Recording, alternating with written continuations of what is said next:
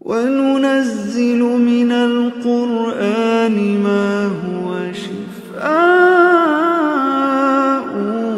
وَرَحْمَةٌ لِّلْمُؤْمِنِينَ۔ السلام علیکم ورحمۃ اللہ وبرکاتہ۔ عزیز دوستوں اور ساتھیوں، استقبال ہے آپ کا ہمارے یوٹیوب چینل صدائے حرا پر۔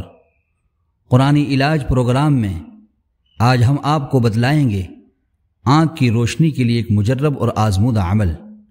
یہ مجرب عمل بھی شیخ الاسلام حضرت مولانا حسین احمد مدنی رحمۃ اللہ علیہ کے مجربات و عملیات میں سے ہے۔ وہ مجرب عمل کیا ہے؟ آئیے سماعت فرمائیے۔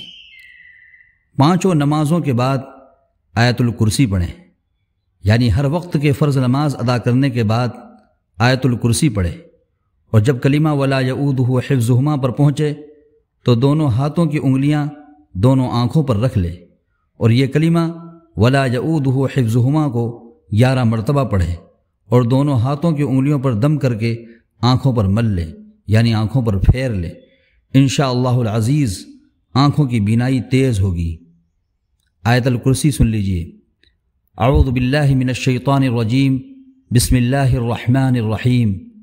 اللہ لا الہ الا هو الحی القیوم لا تأخذہ سنة ولا نوم له ما في السماوات وما في الأرض من ذا الذي يشفع عنده إلا بإذنه يعلم ما بين أيديهم وما خلفهم ولا يحيطون بشيء من علمه إلا بما شاء وسع كرسيه السماوات والأرض ولا يؤوده حفظهما وهو العلي العظيم۔